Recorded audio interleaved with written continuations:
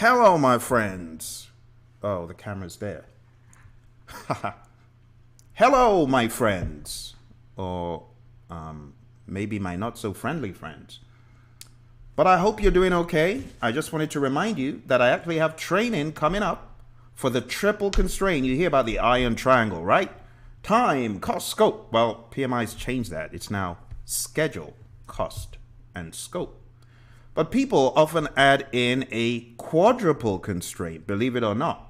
Schedule, scope, cost, and quality.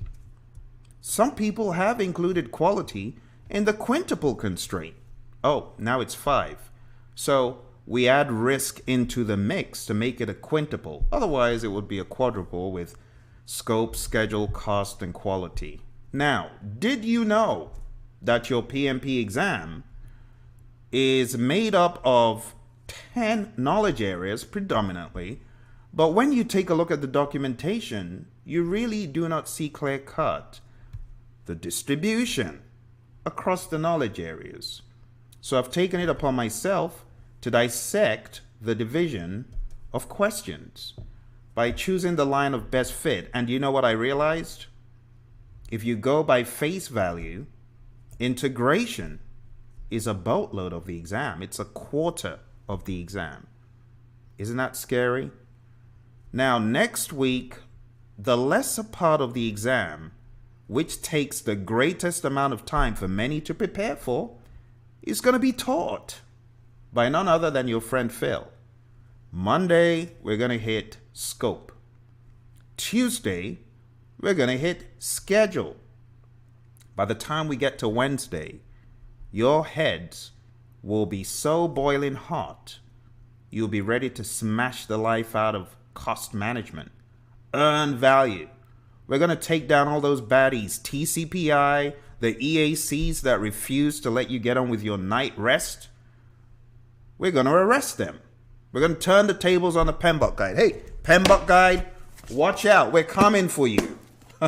We're coming for the PMBOK guide next week, Monday. You don't want to miss it. Now, this is a 15-hour course. I'm not sure when next I'm going to be able to offer this training because I'm going to be hitting the road pretty aggressively for April, May, June, July, and beyond. So, if you truly mean business to get yourself in ship shape and you want a live training course from your buddy, Phil, who is always hyper, maybe because he's always drinking these.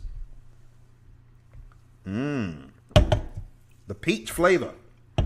Now, if you want to be part of that training, you need to go to pmsucceed.com. Quick.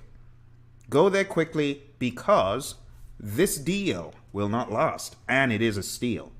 For $200, a measly $200, compared to the $2,000 some people offer for comparable.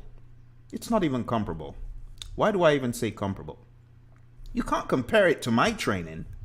My training is light years ahead of the rest. Seriously. Have you ever found yourself in training where your eyes are just glazing over slides? This is the opposite. I'll keep you on your toes. I'll call your name out every now and again to help me unravel the guide. It's very interactive. And you know the cool thing? I chill back, talk to my students at the end, and answer questions in abundance. You know, we get to the end of the day and everyone's like, Phil, I ain't got no more questions. You've cleared the plate, Phil. That's what I do for my students, and that's how I roll. So if you truly mean business with your PMP prep and you're still watching, you need to hit that button below or hit that link below. Go to pmsucceed.com. Sign up. My first graduate from these tech camps got 5 ATs. 5. That is a boatload, truckload of ATs. Lots of people are hobbling across the line with 1 AT or 1 T. 1 T and 1 BT and hopefully no NIs. So if you truly mean business, you want a coach who will boot you into shape, You know what to do. You need to hit that button. You need to go to pmsucceed.com. That's right, pmsucceed.com.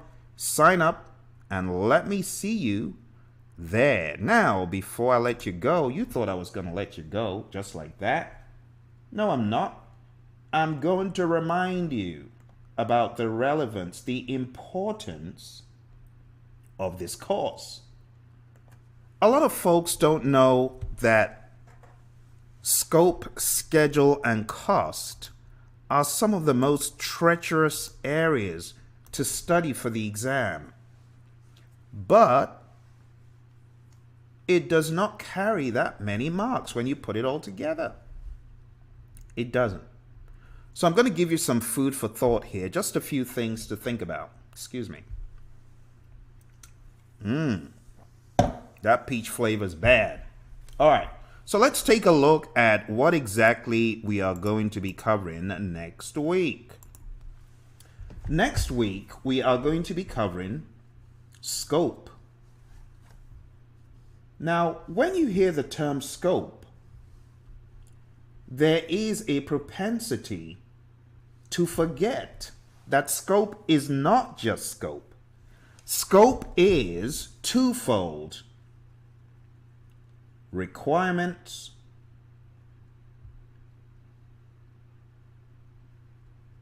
features and functions within the product,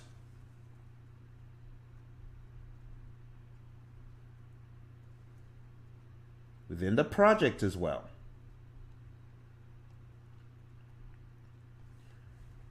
And when we talk about these two, we can talk about how they are tied further to the technical requirements, the functional requirements, the business requirements, the safety requirements, the legal requirements, so on and so forth. When you think about requirements, it's important that you do not mix this with the idea of scope. So when we meet next week, I'm going to be breaking this down for you even further. Now let's take a look at what else scope consists of. Scope consists of scope as it relates to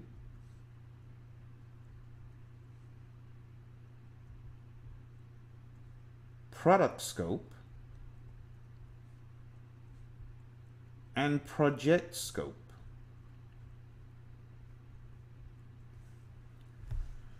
When we talk about project scope, we're talking about work to be done to meet the requirements. When we talk about product scope, we're talking about features. We're talking about functions.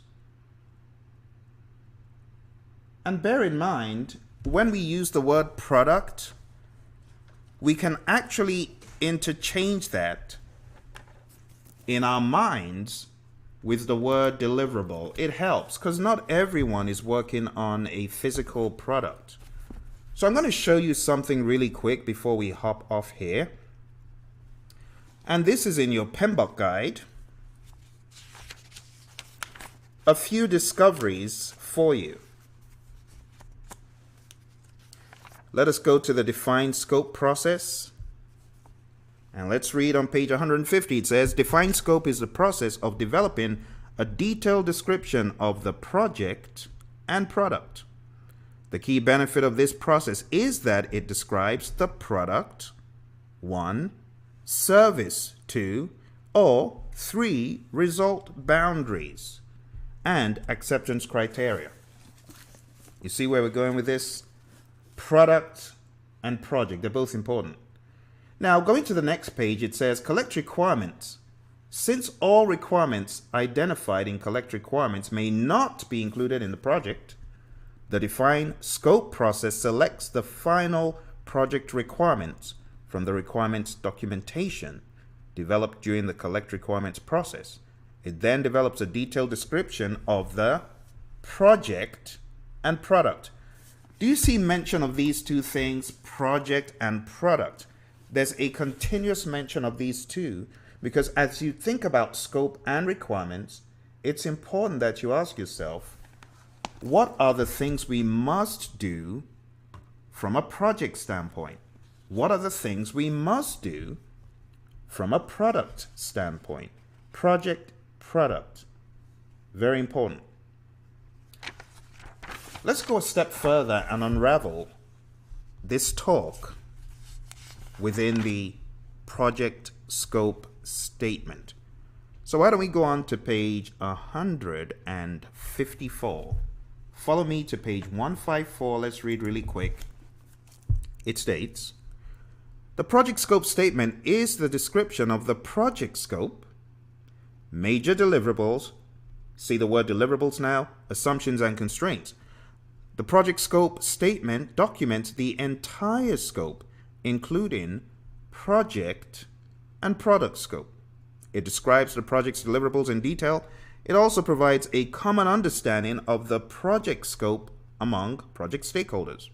It may contain explicit scope exclusions that can assist in managing stakeholder expectations. It enables the project team to perform more detailed planning, guides the project team's work during execution, and provides the baseline for evaluating whether requests for changes or additional work are contained within or outside the project's boundaries. And then it goes into what is in the scope statement. 1. Product scope description. Now, even though it says product scope description in that first diamond, listen to what it says. Progressively elaborates the characteristics of the product, service, or result. You see, so when you hear product scope, don't just think product. Think about service, think about result, because not everyone is working on a tangible product. And then going to the last one here, it states project exclusions, identifies what is excluded from the project, explicitly stating what is out of scope for the project.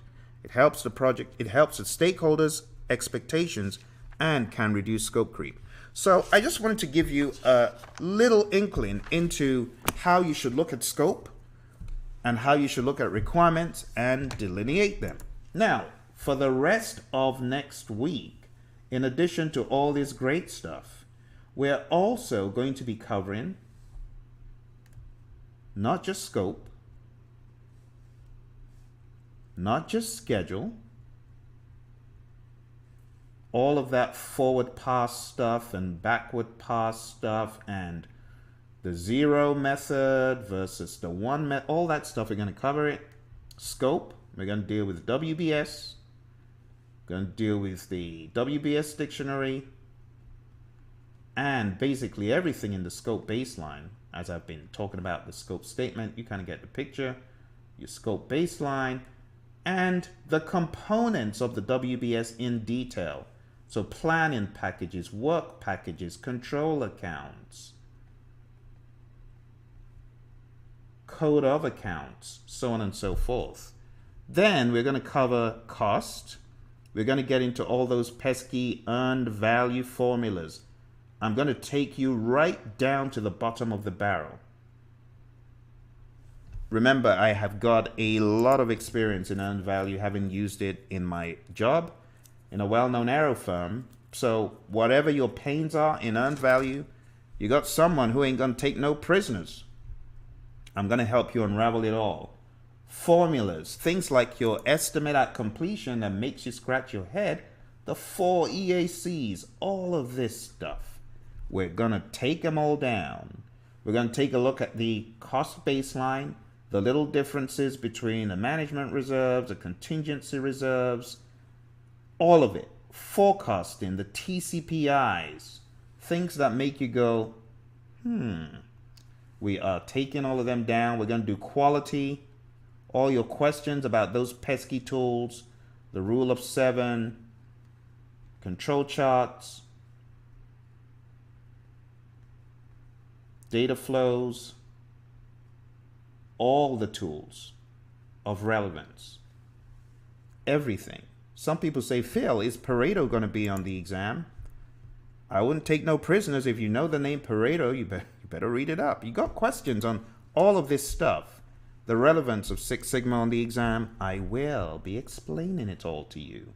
And last but not least, we got risk. We got the 5 strategies for positive and negative.